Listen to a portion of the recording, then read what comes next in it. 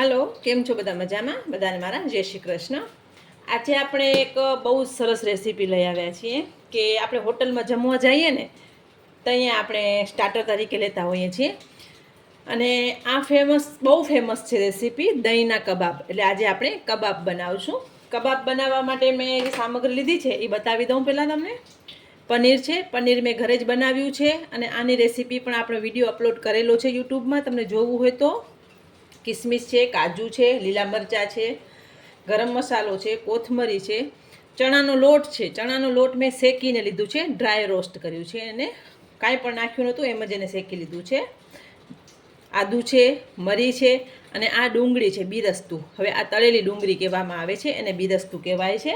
પનીર છે, મીઠું છે, ખાંડ છે, સાથે થોડાક બાઇન્ડિંગ માટે પૌવા છે, એની બદલીમાં તમે બ્રેડ ક્રમ્સ લઈ શકો છો।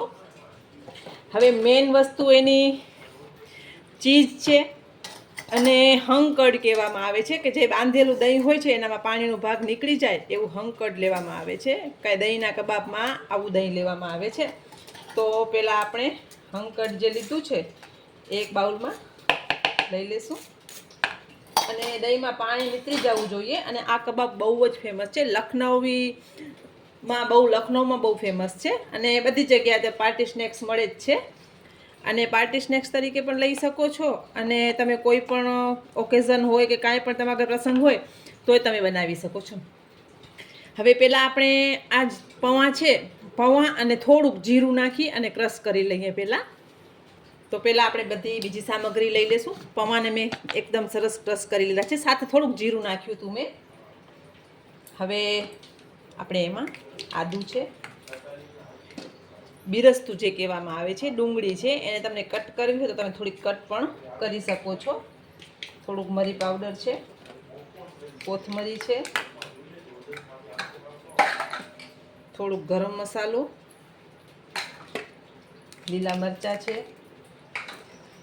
થોડુંક દહીંની ખટાશ બેલેન્સ કરવા માટે થોડીક સુગર લીધી છે, બહુ નહીં, મીઠા નથી કરવાના, થોડીક સાધારણ સુગર। કિસમિસ છે, મીઠું ટેસ્ટ પ્રમાણે, મીઠું જોઈને લેજો। કાજુ છે, ચણાનો લોટ છે, એકથી 1.5 ચમચી જ લીધું છે, બહુ નથી લીધું।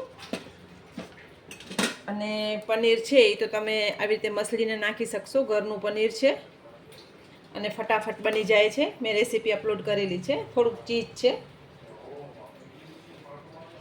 આ રેસીપી તમારા ઘરે કોઈ પણ જાતની પાર્ટી હોય કે એમ જ કોઈ જમણવાર હોય અને તમે બનાવો તોય બધા ખુશ થઈ જાય છે અને બધાને ભાવે એવી રેસીપી છે। એકદમ સોફ્ટ ને એટલા સરસ લાગતા હોય ને કે મોઢામાં નાખતાને જ મેલ્ટ થઈ જાય। હવે થોડુંક પહેલાં આપણે એને મિક્સ કરી લઈએ, પછી તમે આમાં બ્રેડ ક્રમ્સ નાખી શકો છો। પણ અત્યારે આપણે થોડુંક પૌવાનો ભૂકો નાખશું કારણ કે બધાના ઘરમાં બ્રેડ ક્રમ્સ નથી હોતા। આને તમે સ્ટફવાળા બનાવી શકો છો અને આવી રીતે પણ કરી શકો છો, પણ મેં સ્ટફ નથી કર્યા। પૌવાનો ભૂકો છે 2 થી 3 ચમચી જેટલું, એ બધું દહીંનું જે પાણી રહી ગયું હશે ને બધું એબ્ઝોર્બ કરી લેશે।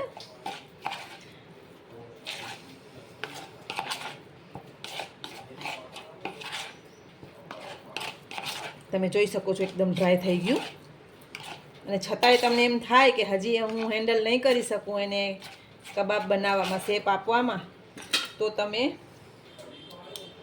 ફરીથી થોડુંક કાંઈ બાઇડિંગ લઈ શકો છો। આવી રીતે કરવાથી તમારા કબાબના બધા એક સરખા શેપ થાય છે અને કબાબ તમને ખ્યાલ જ હશે કે આવી રીતે।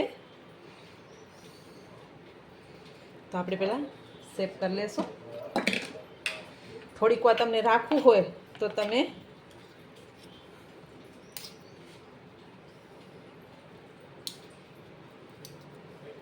ફ્રીજમાં રાખી શકો છો, પણ મને રાખવાની જરૂર નથી કારણ કે મેં પૌવાનો ભૂકો લીધો છે તો એકદમ સરસ થઈ ગયા છે। સાઈડમાં મેં તેલ ગરમ કરવા મૂક્યું છે અને તેલ પણ આપણું સરસ ગરમ થઈ જવું જોઈએ।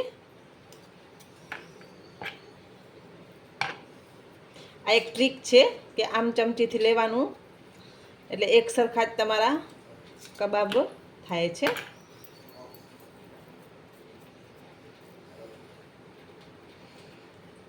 આમ મિક્સ કરીને પણ કરી શકો છો। મેં તમને કીધું કે તમે એને અંદર સ્ટફિંગ ભરીને ઉપર દહીંનું મિશ્રણ અને વચમાં તમે આ સ્ટફિંગ છે બધું એ નાખીને કરી શકો છો.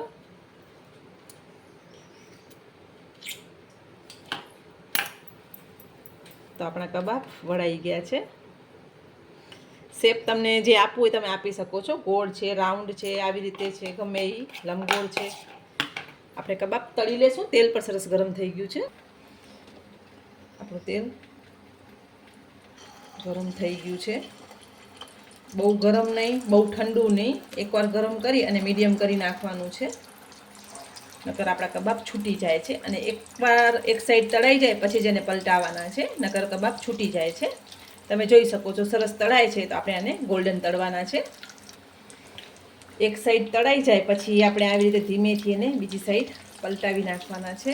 અને એકદમ સરસ એવા સોફ્ટ કબાબ થાય છે. બહુ ટેસ્ટી લાગે છે. તમે એકવાર બનાવશો ને તમને આઈડિયા આવશે. હવે આને આપણે ધીમા તાપે તળાવવા દેશું. હવે ઘણા લોકો કહે છે કે હોટલમાં આપણે જમવા જઈએ ને ત્યારે લચ્છા પ્યાજ હોય છે, સલાડ હોય છે એક જાતનું. તો એ કેવી રીતે ઘરે બને એને જોઈ લઈએ આપણે. આવી રીતે ડુંગળીની સ્લાઈસ કરવાની છે, લાંબી લાંબી ગોળ ગોળ. લાંબી પણ કરી શકો છો.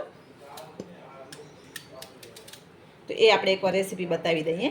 તો આવી રીતે ડુંગળીને કાઢી નાખવાથી લચ્છા છૂટા પડે છે. એને લચ્છા પ્યાજ કહે છે. અને આ સલાડ તમે જોયું હશે કે હોટલમાં મળતું, જમવા જઈએ ને ત્યારે ઓનિયનનું લચ્છા સલાડ મળે છે. બહુ સરસ લાગતું હોય છે.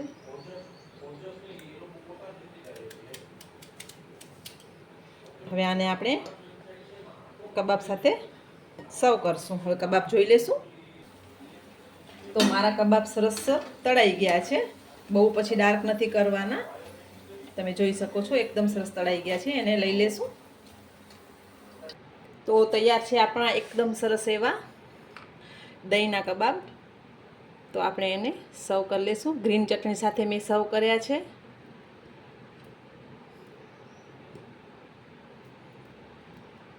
સાથે આપણે જે લચ્છા ઓનિયન બનાવીને એને સર્વ કરશું.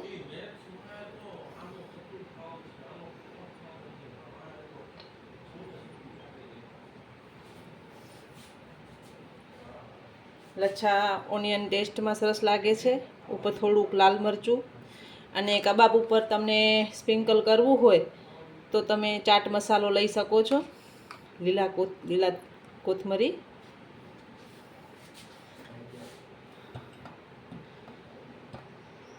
અને સાથે લીંબુથી મેં કબાબને સર્વ કર્યા છે. આ રેસીપી એકદમ સરસ છે, ઇઝી બની જાય છે અને ટેસ્ટમાં તો બહુ જ સરસ લાગતી હોય છે. ચોક્કસ તમારા ઘરે આ રેસીપી બનાવજો અને બહુ ટેસ્ટી બને છે. અને કોઈ ઝાઝી મહેનતની જરૂર પણ નથી. દહીંને બાંધી નાખશો એટલે હંકટ થઈ જશે તો એકદમ સરસ કબાબ બને છે. તો મેં લીલી ચટણી સાથે અને લચ્છા ઓનિયન સાથે અને લીંબુ સાથે સર્વ કર્યું છે. બહુ ટેસ્ટી બને છે. તમે ચોક્કસ તમારા ઘરે આ રેસીપી બનાવજો. બધાને મારા જય માતાજી.